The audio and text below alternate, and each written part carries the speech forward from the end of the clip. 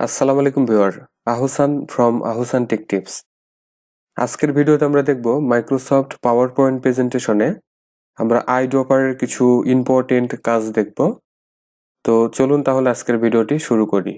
ওকে, আমরা চলে যাচ্ছি সরাসরি মাইক্রোসফট পাওয়ার পয়েন্ট প্রেজেন্টেশনে। তো প্রথমে আমাদের জানা দরকার আসলে আইড্রপার কি। আইড্রপার হচ্ছে আমরা যদি কোনো শেপ নিয়ে কাজ করি অথবা স্লাইডে কোনো ডিজাইন করতে চাই, অর্থাৎ কালার সংক্রান্ত ব্যাপারে, তো এই কাজটি খুব দ্রুত আমরা আইড্রপার দিয়ে করতে পারি।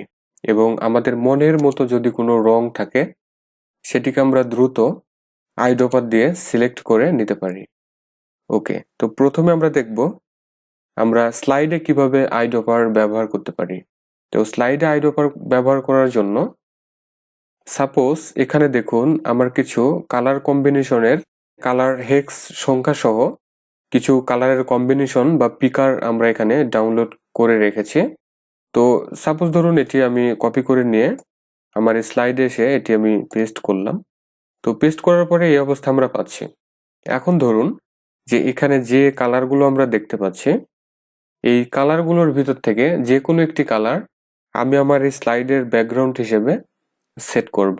তো এটি করার জন্য আমরা ফরম্যাট ব্যাকগ্রাউন্ড এই প্যানেল থেকে একটু নিচের দিকে গেলে এখানে কালার আমরা দেখতে পাচ্ছি। অর্থাৎ স্বাভাবিকভাবে আমরা আমাদের স্লাইডের কালার চেঞ্জ করার জন্য যা করি আমরা সেটি করব। এখানে ক্লিক করব।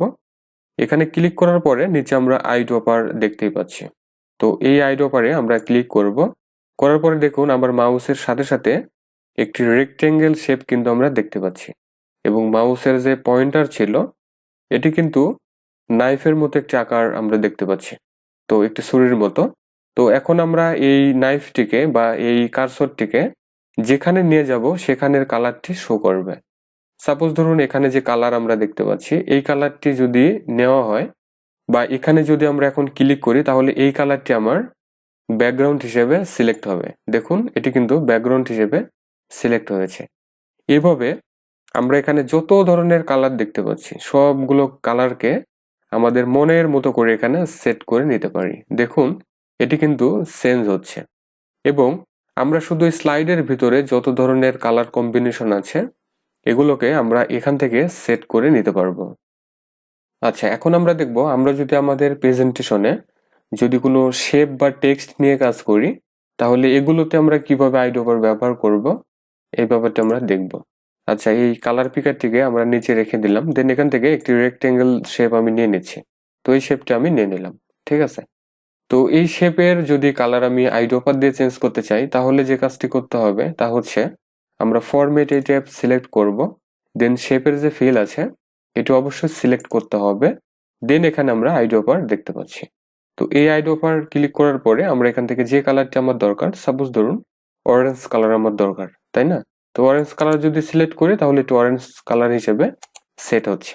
তো এভাবে আমরা কোনো শেপের ভিতরে খুব দ্রুত এভাবে আইড্রপার দিয়ে কালার সিলেক্ট করে নিতে পারবো। এবং আমরা যদি শেপের আউটলাইন কালার আছে এই কালারটি যদি চেঞ্জ করতে চাই তাহলে এই শেপ আউটলাইনে ক্লিক করার পরে আমরা এখানে আইড্রপার দেখতেই পাচ্ছি। জাস্ট এখানে ক্লিক করার পরে আমরা যে কালারটি চাচ্ছি, সাপোজ ধরুন ব্লু, তো ব্লু যদি সিলেক্ট করি তাহলে দেখুন আমার এই শেপের আউটলাইন বর্ডার হিসেবে এটি কিন্তু সেট হয়েছে। তো এটি বোঝার জন্য আমরা আর একটু এটির উইথকে বাড়িয়ে দিচ্ছি, 6 করে দিলাম, তাহলে দেখুন এটি এই অবস্থা দেখাচ্ছে। আচ্ছা, এখন আমরা দেখি যে আমরা যদি কোনো আমাদের স্লাইডে টেক্সট নিয়ে কাজ করি সেক্ষেত্রে আমরা কিভাবে টেক্সটের কালার আমরা এই আইড্রপার দিয়ে চেঞ্জ করতে পারি। তো আমরা এখান থেকে টেক্সট ক্যানভাস নিয়ে নিচ্ছি এবং এখানে টাইপ করে দিলাম,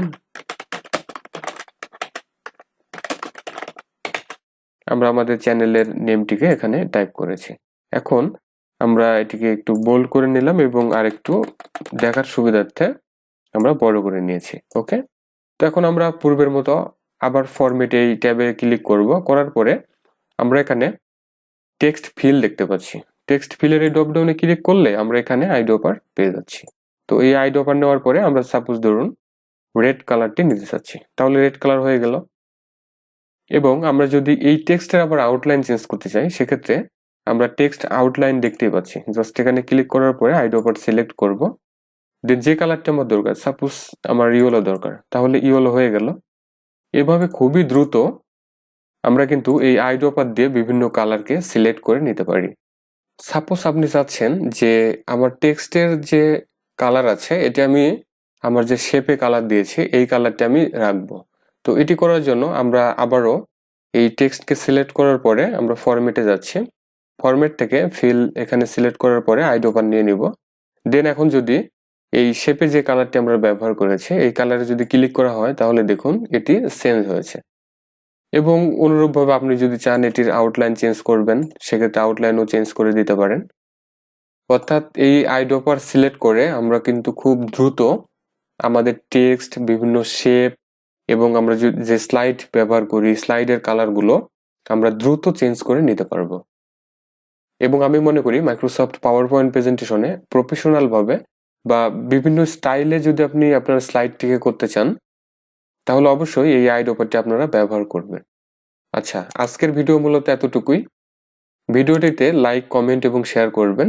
আমার চ্যানেলটিকে অবশ্যই সাবস্ক্রাইব করবেন এবং পাশে আসা বেল বাটনটি প্রেস করে অল করে দিয়ে রাখবেন, বিকজ এই ধরনের ভালো ভালো টিপস আমার চ্যানেলে আপলোড করা হয়।